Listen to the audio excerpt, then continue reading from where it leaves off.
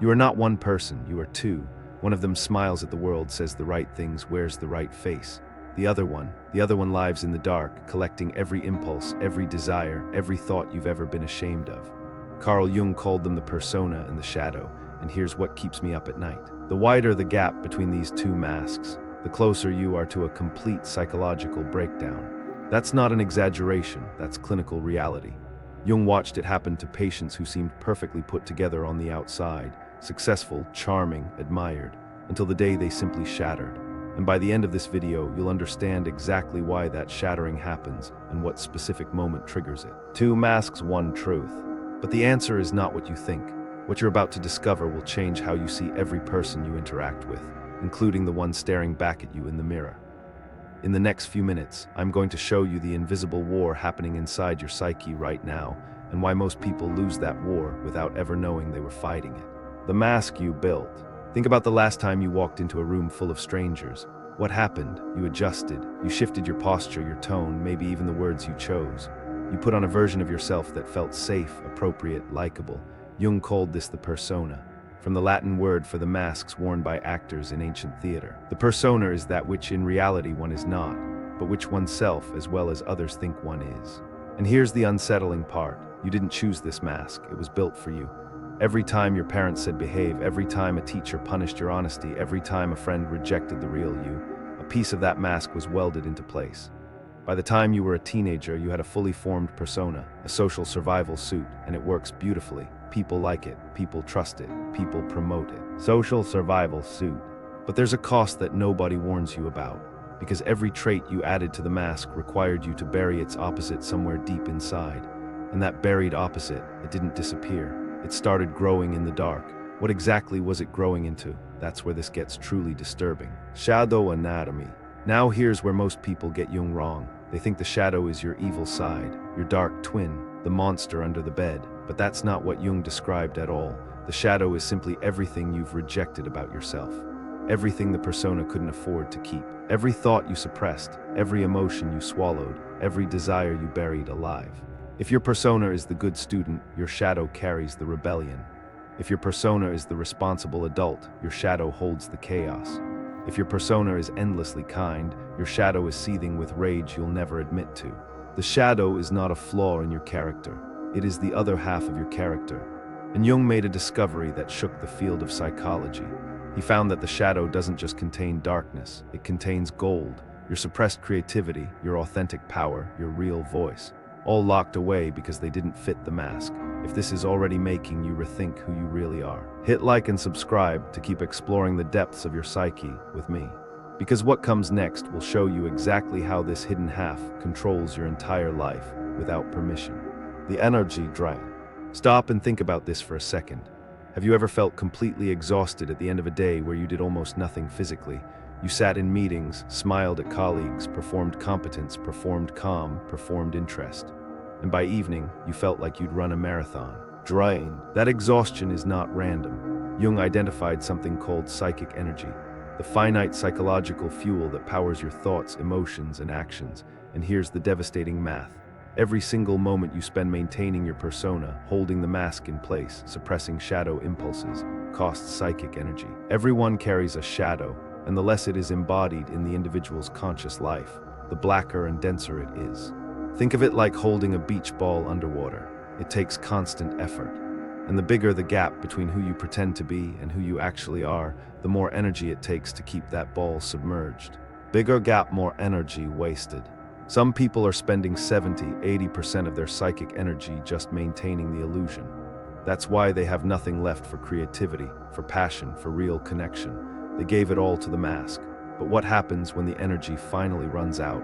The answer might genuinely frighten you. Projection trap. Here's where the story takes a dark turn. The shadow doesn't just sit quietly in your unconscious waiting to be noticed. It fights back, and its favorite weapon is something Jung called projection. Think about someone who genuinely irritates you, not mildly annoys you, truly gets under your skin, that coworker who's arrogant, that friend who's selfish, that stranger online who makes your blood boil. What triggers you most in others is what you refuse to see in yourself. Jung argued that the traits we find most intolerable in others are precisely the traits hiding in our own shadow. The rage you feel toward that arrogant person It's your own suppressed confidence screaming to be acknowledged. The disgust you feel towards someone's selfishness. It's your own buried need to put yourself first. This is why political enemies mirror each other. This is why couples who fight bitterly often share the same wounds. This is why you can't stop thinking about the person who represents everything you claim to hate. You're not angry at them. You're angry at the part of yourself they remind you of. And here's the truly insidious part. Projection is invisible to the person doing it. You will defend your judgment with absolute certainty, convinced you see them clearly when all you're seeing is your own reflection. So what happens when an entire life is built on projection? The consequences are far worse than you imagine. The perfect fraud. Let me pause here because this next part changes the entire picture. There's a phenomenon that affects an estimated 70% of people at some point in their lives. Psychologists call it imposter syndrome, but Jung would have called it something far more precise. The persona's revenge. Persona's revenge. Here's how it works. You build your mask so well that people believe it, they praise you for it, promote you because of it, fall in love with it. And deep in your unconscious, the shadow whispers a terrifying truth. They don't love you, they love the mask. They have never seen the real you, and if they did, they would leave. That voice isn't irrational. From the shadow's perspective, it's perfectly logical. If your entire social identity is built on a performance, then every success feels stolen. Every compliment feels like a lie. Every relationship feels conditional. The privilege of a lifetime is to become who you truly are. This is why some of the most successful people on earth feel the most hollow. Their persona won the game, but their shadow knows the persona isn't them. And that knowledge creates a specific kind of suffering that no amount of external validation can cure. The gap between mask and self becomes a canyon, and at the bottom of that canyon, something is waiting, something explosive. Shadow eruptions. Now, what I'm about to tell you sounds extreme, but it's been documented in countless clinical cases. When the gap between persona and shadow becomes too wide, the psyche doesn't gradually correct itself. It erupts. Eruption. Jung saw it happen again and again. The devoted family man who suddenly abandons everything for a destructive affair. The composed executive who has a public breakdown. The gentle, patient person who one day explodes with a violence nobody saw coming.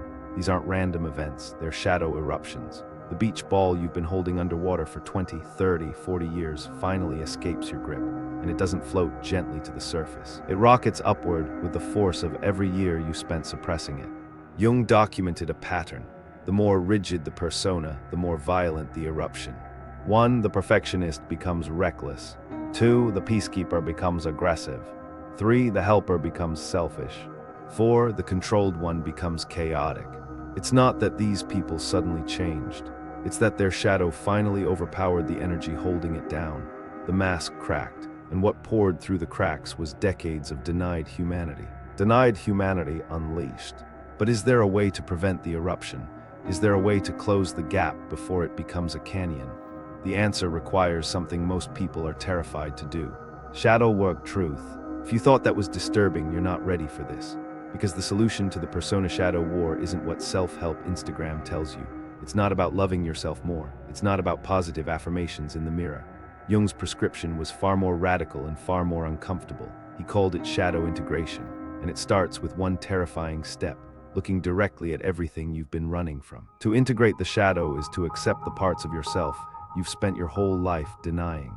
This means admitting you're capable of cruelty, admitting you feel envy, admitting you have desires that your persona finds disgusting, admitting that the dark thoughts you have at 3 in the morning are not glitches in your character. They are your character, the part of it you've been too afraid to claim. I'd rather be whole than good. That single sentence might be the most revolutionary thing Jung ever said. Wholeness over goodness. Not because goodness doesn't matter, but because a goodness that requires you to amputate half your psyche isn't real goodness. It's performance. Whole over good. It's the persona pretending to be virtuous while the shadow festers in darkness. Real virtue comes from someone who knows their darkness and chooses light anyway. And that distinction changes everything about how you approach your own psychology. The golden shadow. But here's what nobody tells you about shadow work. Your shadow doesn't just contain your darkness, it contains your unlived greatness. Jung called this the golden shadow. The positive qualities, talents, and powers you suppressed because they didn't fit your assigned role. The greatest version of yourself is hiding in the place you're most afraid to look. Think about it. Were you told as a child that you were too loud? Your authentic voice is in the shadow. Were you punished for being too ambitious? Your real drive is in the shadow. Did someone mock your creativity until you stopped creating? That gift is in the shadow waiting. Jung noticed that people who successfully integrate their shadow don't just stop having breakdowns. They become extraordinary. They access energy they didn't know they had because they're no longer wasting it maintaining the gap. When the persona and shadow align, you unlock the full power of your psyche. That executive who finally admits she hates corporate life and becomes an artist. Golden shadow. That quiet man who discovers he has a powerful voice and starts speaking. Golden shadow. That person who was always nice and finally learns to say no and becomes truly respected for the first time. Golden shadow. The energy that was trapped between the two masks gets released, and that energy is staggering. So why don't more people do this work? Because there's one final obstacle that stops almost everyone. Society's conspiracy. Here's the part that kept me up at night, and this is what I promised you at the beginning. The real reason the gap between persona and shadow exists and why it's so hard to close, it's not just personal, it's structural. Society needs your persona. Needs IT. Your employer needs you to perform competence without complaining. Your family needs you to perform stability without wavering. Your social circle needs you to perform agreeableness without disrupting. Every institution you participate in has a vested interest in keeping your mask firmly in place. The system runs on your compliance, and your compliance runs on your persona. This is why shadow work feels so dangerous. It's not just psychologically threatening, it's socially threatening. When you start integrating your shadow, you become unpredictable. You stop people-pleasing. You set boundaries. You say what you actually think. And the people who loved your persona, they will resist you. Some will call you selfish. Some will say you've changed. And they won't mean it as a compliment. Some will leave. The most terrifying thing is to accept oneself completely. The price of integration is the loss of the false self that everyone loved. But here's the truth Jung understood that most people miss. The relationships that can't survive your authenticity were never real relationships. They were transactions between masks. Comment which insight hit you the hardest. The energy drain, the golden shadow, or this one about society's need for your mask. I bet most of you will pick this last one. Becoming whole. So here's where you stand. You now know the two masks exist. The persona, the face you show the world, the shadow, the face you hide from yourself. And you know that the wider the gap between them, the more energy you waste, the more you project onto others, the more you attract eruptions you can't control. But knowing isn't enough. Integration is a practice. It starts with noticing what triggers you, because that's your shadow waving at you. Noticing when you feel exhausted after social interaction, because that's your persona consuming energy. Noticing the dreams you abandoned, because your golden shadow is still holding them for you. You do not become whole by imagining figures of light, but by making the darkness conscious. That's Jung's final message, not perfection, not happiness, wholeness. The person who knows their darkness and their light, who can hold both without collapsing, that person is genuinely free, not because they eliminated their shadow, but because they stopped fighting it. They stopped wasting energy on the gap. Stop fighting yourself. And in that surrender, they found something the persona could never provide. Peace. Real, earned, authentic peace. If you made it this far, comment shadow integrated if you recognized something in yourself today. The mask served you once, but you have outgrown it. It is time to meet the face underneath. Welcome to the Psyche project. The two masks have been with you since childhood. One facing outward, performing who the world needed you to be. One facing inward, collecting everything the world told you to hide. And between those two masks, a war has been raging, draining your energy, distorting your relationships, and keeping you from the person you were meant to become. But today that changes, because now you can see the masks, and seeing them is the first step toward taking them off, not to destroy them, not to reject either one, but to hold both in your hands, look at them honestly, and choose, for the first time, to simply be the face underneath. Until you make the unconscious conscious, it will direct your life, and you will call it fate. Share this with someone who needs to hear it. Understanding yourself is the work of a lifetime. See you in the next video. If this gave you something to think about, subscribe for more. Welcome to the Psyche Project.